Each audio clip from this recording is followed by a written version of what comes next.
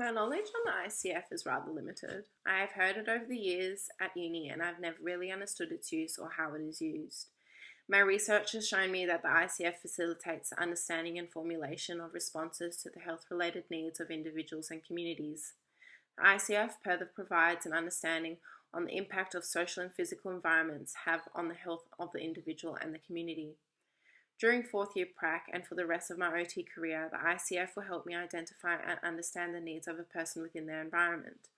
The ICF incorporating the OT-driven factors of person, environment, and occupation in the framework will be highly beneficial for me to use when I need to understand more about my client and their environment.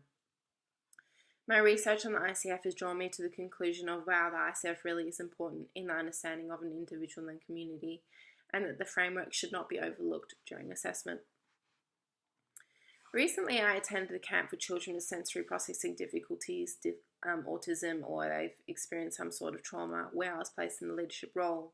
The camp was a huge step out of my comfort zone and more intense than I ever expected it would be. Prior to the camp, I had not much experience in working with children, going from no experience to being thrown into 4 days of 24-hour intense support work certainly led me being in the deep end. Each day there was a number of extremely high intensity situations amongst my group members.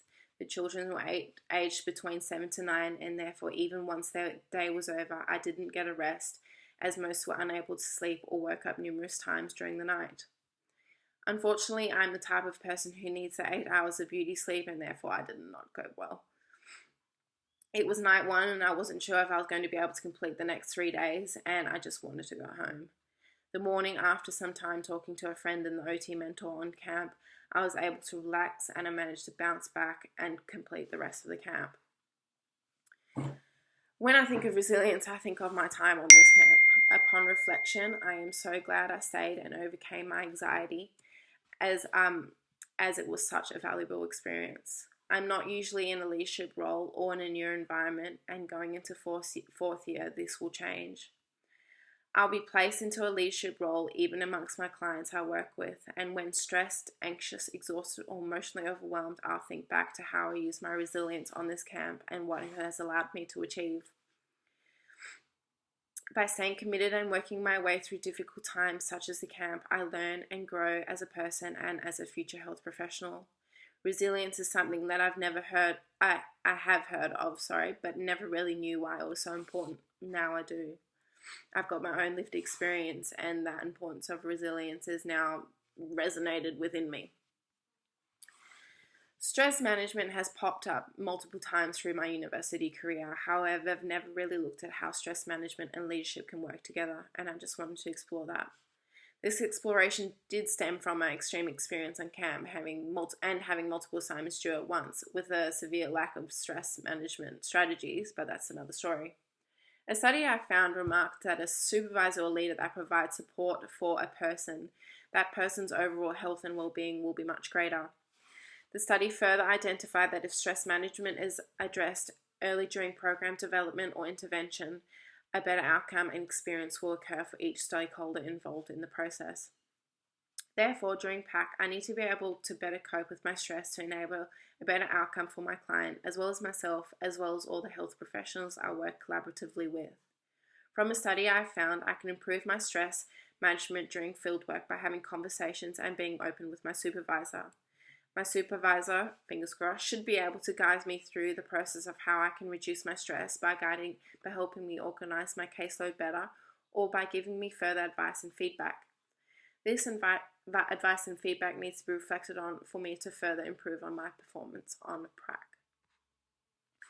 The topic I was provided for my project was children that have experienced some sort of trauma. We have focused on foster parents who are planning on fostering a child that has a trauma background.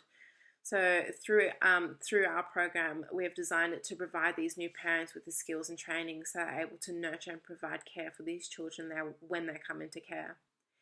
If I were to change the project, I'd look at changing the target population. I'd want to focus on young adults that have experienced some sort of childhood trauma and that they are transitioning into adult life and how they have developed and maintained a relationship in their social environment. I have had some experience in seeing how a person that has experienced childhood trauma transition into adulthood, and I believe that knowing if there are more services out there and if more services were available to support and help these individuals, this person may have had an easier transition into adulthood. Also, through my research, I have seen multiple statistics that highlight the rate of Indigenous children who are in foster care and of those who have had experienced trauma. As of 2016, the rate of Indigenous children raised in out-of-home care is 56.6 per 1,000, and that is a national rate of 9.8 times more for Indigenous children to be placed in out-of-home care compared to non-Indigenous children. Therefore, if I were to continue with what our current project is developing, our change is to look at families that foster Indigenous children and outline to these families or these parents the importance of Indigenous culture for these children and how important it is for these children to remain connected to their culture as much as possible. Training would also have to look at the different effects of trauma might have on an Indigenous child, and therefore what is the best method to help care and support for these children in need. If I were to be a leader of my project, my communication skills need to be improved. I've never been a confident communicator, especially in a professional setting. I tend to get really anxious, and I've always impacted myself through my negative belief that I do not do well in areas that require strong communication skills. I feel confident in my one-on-one conversations between others, however, I'm unsure of how I go when delivering to a wider audience, which is a necessity in the role of being a leader in a project that we are currently developing. As a leader of this program, I'll be working and leading a team to ensure goals and targets are met. Therefore, I need to be able to communicate in a manner that promotes motivation and inspiration to enable successful project completion, as well as promoting growth and success within the program. Good communication skills allow for the development and understanding beliefs in people, which leads to good goal completion. I also need to ensure that I get my point across in an effective manner so people can understand what my thought processes are for the program. I have noticed that during the initial stages of project development, I struggled to get my ideas across verbally, and this caused frustration within myself. To improve these skills, I need to reflect on my performance when in situations that require strong communication skills. I need to ask myself how I felt during this task and how did I feel after the task was completed. Reflection can be enhanced by viewing completed tasks that require verbal communication, such as this assignment. Furthermore, I can reflect on what I could have done differently when viewing feedback delivered from others. I can also reflect on how these changes need to be enforced and what situations these may occur.